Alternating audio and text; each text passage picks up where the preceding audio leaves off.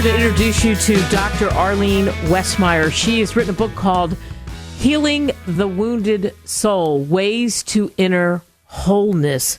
And we spent some time together and talked about, really, she's had a fascinating life where she was a missionary and is fluent in Spanish. So I'm learning Spanish. I won't even test my Spanish on her, but she spent a big chunk of time in Colombia and Puerto Rico.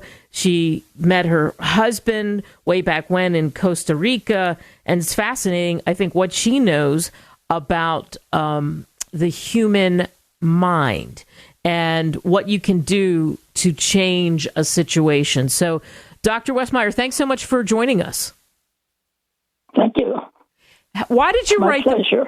Why'd you write the book? What made you decide, I'm going to put this in a book? I'm going to talk about what you can do, the problems of dysfunctional families, abuse, etc., and what you can do and how you can open yourself up to God. Yeah. Well, I found myself repeating things to my clients as they came to me, and I finally said, "Well, this is. I'll just write it up and give it to them, and they can read it." And I found that people who read this, by the time that they came for counseling, they were about 6 sessions ahead because they already knew more or less where the problem was. And before they read the book, they had no idea why they felt the way they did, you know. Yeah, and trying to get somebody to understand that, like I said, I was setting that up because the different cultures, that's another barrier to jump over, right? Yeah, everybody has a mother and a father that they need. They need that protection and the closeness of that. And if they miss that, they feel actually the same way. They express it differently. They may come to a father and a mother and bow in front of them or cuddle up to them. And there's a different expression of that love and care from the parents to the child. But every child needs it. And if they don't have it, they have problems later on. So if they don't get that love that they need from the mother and father, and they have the problems later on that you're talking about, what do you tell them? How do you get them to see the other side, which is part of the reason, obviously, for your book? Well, they usually come and they tell me about this. Well, my father was an alcoholic, and he beat me, and my mother had to hide when he came back drunk, and so forth. And then I said, well, if Jesus would have walked into that situation at the time, what would he have done? Well, most of them come up with the idea, well, he would have protected my mother, he would have protected me, and he would have changed my father. I said, yeah, that's true. But your memory, in your mind, you still see that. It's like a video. That's a picture of what was happening there when he came in. And every time you think of your father or something reminds you of your childhood, you see that video running in front of your mind, and you're still scared. You still don't have anyone to comfort you. And we have to get Jesus into that film, into that video, so that you can see how he would protected you. And most people just talk about what happened, but they never relive the incident, you know. I had one patient that told me about his father, and he thought he had done something with the car, and he hadn't, but he beat him up. He was drunk. And every time he got off of that car or thought of his father, that would run in his mind. It was still the same, and he told the story over and over and over. But our memories are recorded usually on our right side as a video, as pictures and emotions and things. And our talk, our language is on our left side. So we can talk about something, and it doesn't change the video on the right side. And so that's what I tried to do, is to get them to tell me what do you see when you stand at the door of the room or whatever it was that happened in? What do you see? Tell me what you see. So they would tell me the story. Well, I see me there and all the horrible things that were happening. And then I tell them, well, what would happen if Jesus would come in? I said, imagine Jesus, well, I'd pray for them and ask the Lord to open their spiritual eyes, their inner eyes. I said, can you see or imagine Jesus standing with you there at the door of that room? But some of them had trouble imagining Jesus, but most of them had no trouble with that. And they said, well, tell him exactly what you told me. You're going to come in there, your father is or your mother or your brother or your neighbor or whatever, and tell him what you see. And so they tell Jesus, I see this and this and this and this and this, and tell the whole story to Jesus.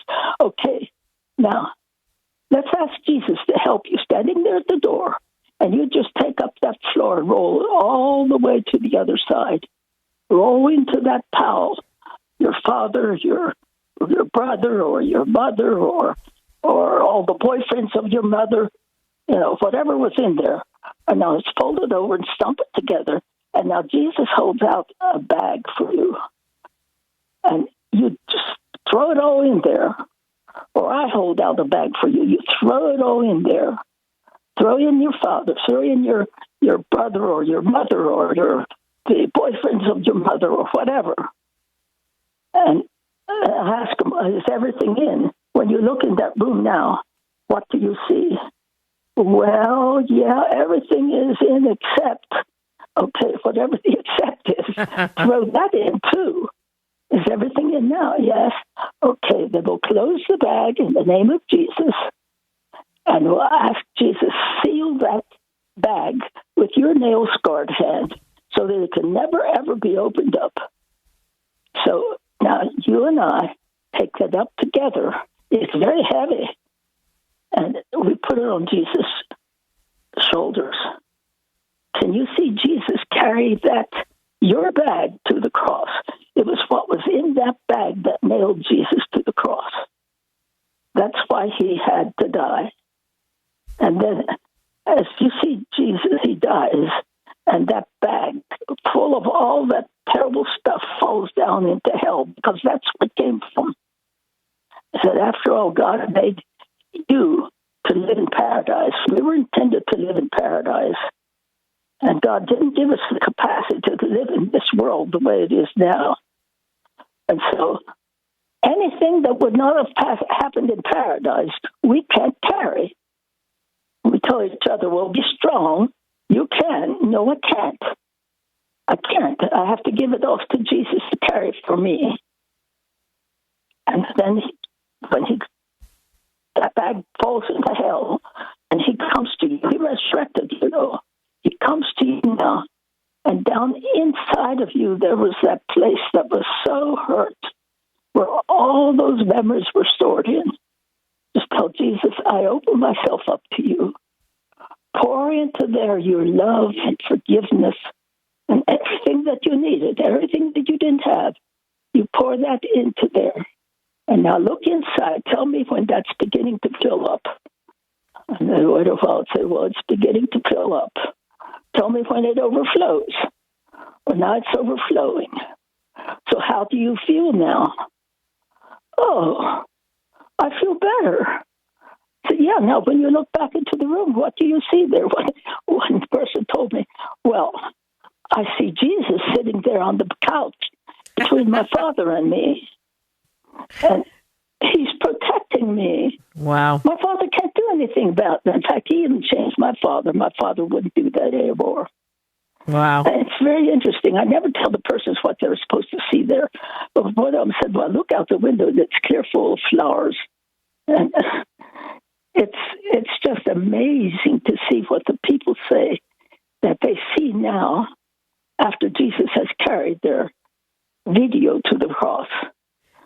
And that's why I finally wrote the book, because I just told that I talked and talked and talked and talked and told the people over and over and over. So I finally said, well, I'm going to write it down. Then I'll give them the book and they can read it. And it worked. Of that series. Yeah, and it worked, and it has to feel good from your perspective to have helped so many people, does it? Yeah, it was, and from many different backgrounds, because for a while that we lived close to the American Embassy, and people came from the American Embassy, so of course they could have come from anywhere. And, well, besides the places that we lived so many different places that we had so many different people from many different backgrounds that came, but it all works the same. Jesus is the same. Right, that's what you told us, whether it's Colombia, whether it's Puerto Rico, whether it's somewhere in the United States. It's so interesting, the videos and then what people see. And again, what a gift you've been to so many people. You can get this book on Amazon, Healing the Wounded Soul, Dr. Arline Westmeier. Wow, thank you so much for coming on. Yes.